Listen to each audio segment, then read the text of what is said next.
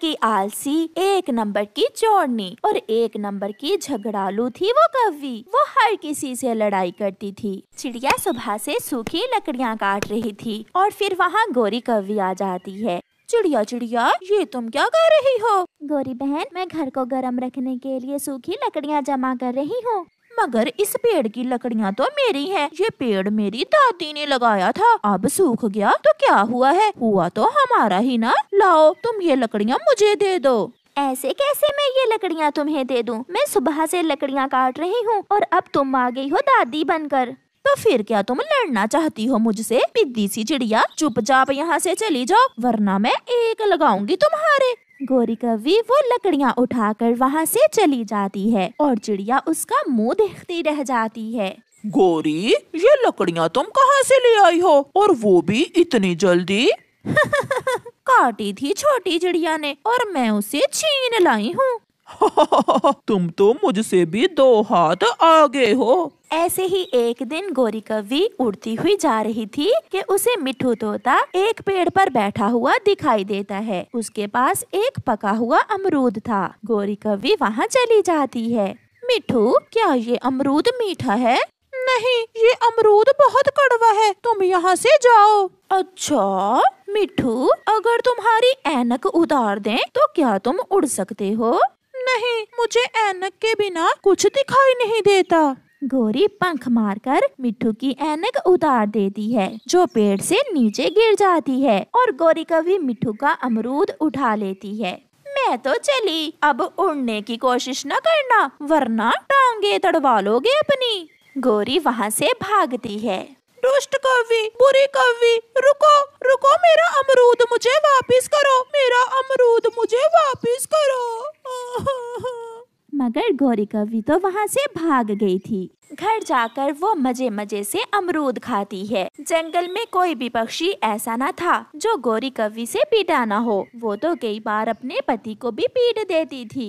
गोरी, आज घर की सफाई कर लो। सफाई करती है मेरी जूती, ये काम मुझसे नहीं होते। सब मम्मा पक्षी ये काम करती हैं, मगर तुमने कभी घर की सफाई नहीं की। कितनी गंदी बू आ रही है घर से। एक बार कहा ना कि सफाई तुम करोगे। तुम करोगी? इसी बात पर दोनों में लड़ाई हो जाती है और गोरी कौवी झाड़ू से कालू कौवे की पिटाई करती है और गुस्से में घर से चली जाती है। गोरी कौवी जा रही थी, उसे भूख लगी हुई थी। वो देखती है कि कबूतर पुराने कुएं के किनारे बैठा दाना खा रहा है। गोरी वहाँ चली जाती है। कबूतर कबूतर, 2 दाने मुझे भी दे दो। मेरे पास 2 ही तो दाने हैं, तुम्हें देकर मैं खुद क्या खाऊंगा, चल भाग यहाँ से। गोरी इतनी आसानी से कहाँ पीछा छोड़ने वाली थी। वो कबूतर से दाना छीनने लगती है। कबूतर दाना अपनी तरफ खींचता है। दोनों की लड़ाई में गोरी कौवी का पाँव फिसलता है और वो कुएं में गिर जाती है। खाओ, अब यहाँ बैठकर दाना खाओ, मैं तो चला। कबूतर, मेरे सुंदर से भाई, मुझे यहाँ छोड़कर मत जाओ, मैं मर जाऊंगी। तुम मर ही जाओ, सबका जीना हराम कर रखा है तुमने।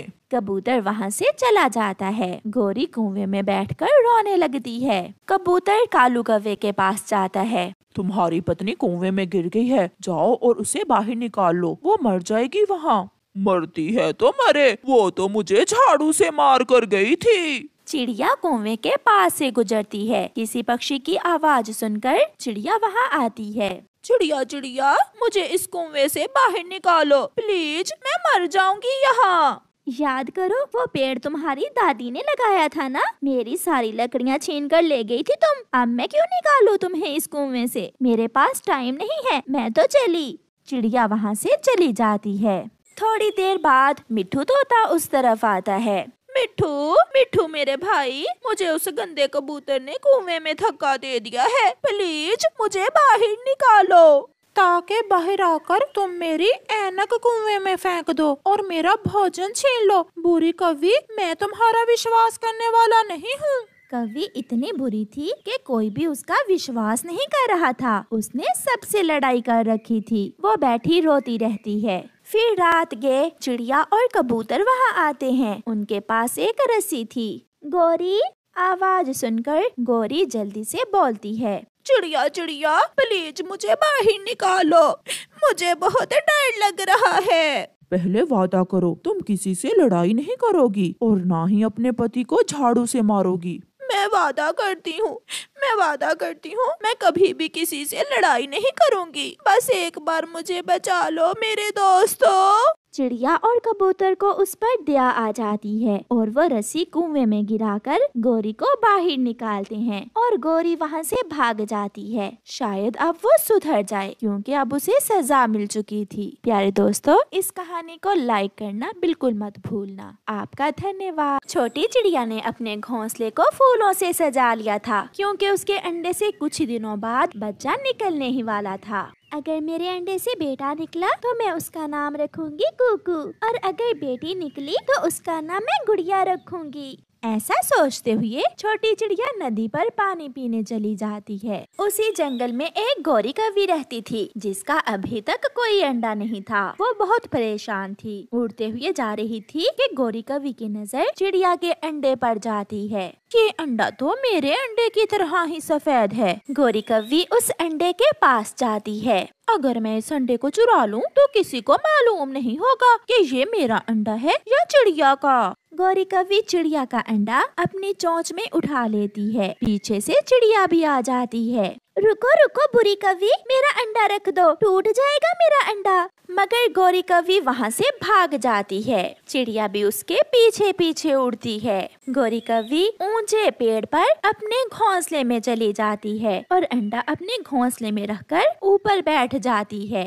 मेरा अंडा मुझे वापस कर दो। कौन सा अंडा? ये अंडा तो मेरा है, चल भाग यहाँ से। ये अंडा मेरा है। झूठ न बोलो, ये अंडा मेरा है। मैं सबको बताऊंगी, ये अंडा मेरा है, तुमने मेरा अंडा चुराया है। रोती हुई चिड़िया कबूतर के पास जाती है। कबूतर भैया, गौरी कौवी ने मेरा अंडा चुरा लिया है और अब मुझे वापस नहीं कर रही। क्यों, क्या कहती है वो? वो कहती है कि वो अंडा उसका है। आप मेरा अंडा मुझे वापस लेकर दें। कबूतर चिड़िया के साथ जाता है। गौरी, ये अंडा चिड़िया का है, इसे वापस कर दो। क्या सबूत है कबूतर? क्या चिड़िया झूठ नहीं बोल सकती? हमेशा मैं ही झूठी होती हूँ। ऐसा कहते हुए गौरी मगरमच्छ के आंसू बहाने लगती है। मक्कार झूठी, ऐसे आंसू बहाने से मैं अपना अंडा तुम्हें कभी नहीं दूंगी। चिड़िया, आपको जरूर कोई गलत फहमी होगी। मुझे लग रहा है ये अंडा गौरी कौवी का ही है। ये झूठी है, ये झूठी है। मैंने खुद इसे अपना अंडा चुराते हुए देखा है। मैं अपना अंडा लेकर दूसरे जंगल चली जाऊंगी। ये चिड़िया तो पागल हो गई है, ऐसे ही मेरे अंडे को अपना अंडा किए जा रही है। रोती हुई चिड़िया मिट्ठू राजा के पास जाती है और वहाँ जाकर मिट्ठू राजा को सारी बात बताती है। मिट्ठू राजा, वो झूठी है, मैंने खुद उसे अपना अंडा चुराते हुए देखा है। याद रखना, जो झूठा हुआ उसे सजा जरूर मिलेगी। संतरी, जाओ और उस कौवी को बुला कर लाओ। उल्लू संतरी जाता है और गौरी कौवी से कहता है, कौवी, आपको मिट्ठू राजा बुला रहे हैं, जल्दी मेरे साथ चलो। ये चिड़िया मिट्ठू राजा के पास भी पहुंच गई है। मगर कौवी को उल्लू संतरी के साथ जाना पड़ता है। कौवी, चिड़िया जो बोल रही है क्या वो सच है? राजा जी, झूठ है, वो अंडा मेरा ही है। मैंने 3 दिन पहले वो अंडा दिया था। जो तुम दोनों में से झूठा हुआ उसे बड़ी सजा मिलेगी। राजा जी, मैं तो आज दूसरे जंगल जा रही थी कि इस चिड़िया ने शोर मचा दिया। फिर मिट्ठू अपने वजीर को आदेश देता है, शाही महल के बाहर जो बड़ा पेड़ है उस पर 2 घोंसले बनाओ और एक दिन उस अंडे पर कौवी बैठा करेगी और एक दिन चिड़िया। जब अंडे से बच्चा निकलेगा तो सब मालूम हो जाएगा कि अंडा चिड़िया का है या कौवी का। ये सुनकर चिड़िया बहुत खुश होती है। मुझे स्वीकार है, मैं ऐसा करने के लिए तैयार हूँ। मगर गौरी कौवी डर जाती है क्योंकि अब तो वो पकड़ी ही जाने वाली थी। मेरी माँ बीमार है मिट्ठू राजा, मुझे अपनी माँ के पास जाना है, मैं कल आ जाऊंगी। जो कहा है वो करो। फिर राजा के महल के बाहर सामने वाले पेड़ पर 2 घोंसले बना दिए जाते हैं और वो अंडा लाकर घोंसले में रख दिया गया था। एक दिन चिड़िया अंडे पर बैठती और एक दिन गौरी कौवी। 5 दिन गुजर गए। अगर कल अंडे से बच्चा निकल आया तो मैं पकड़ी जाऊंगी, मुझे यहाँ से भागना होगा। फिर रात के अंधेरे में कौवी वहाँ से भागने की कोशिश करती है, मगर उल्लू संतरी उसे पकड़ लेते हैं। दूसरे दिन अंडे से चिड़िया का बच्चा भी निकल आया था। राजा जी, आपका बहुत बहुत धन्यवाद जो आपने सच जाना। इस झूठी कौवी को कैद में डाल दो और 3 दिन तक इसे कुछ भी खाने को ना दिया जाए, ये मेरा आदेश है। फिर गौरी कौवी को कैद में डाल दिया जाता है और चिड़िया अपना बच्चा लेकर खुशी खुशी घर वापस जाती है। प्यारे दोस्तों, इस कहानी को लाइक करना बिल्कुल मत भूलना। आपका धन्यवाद।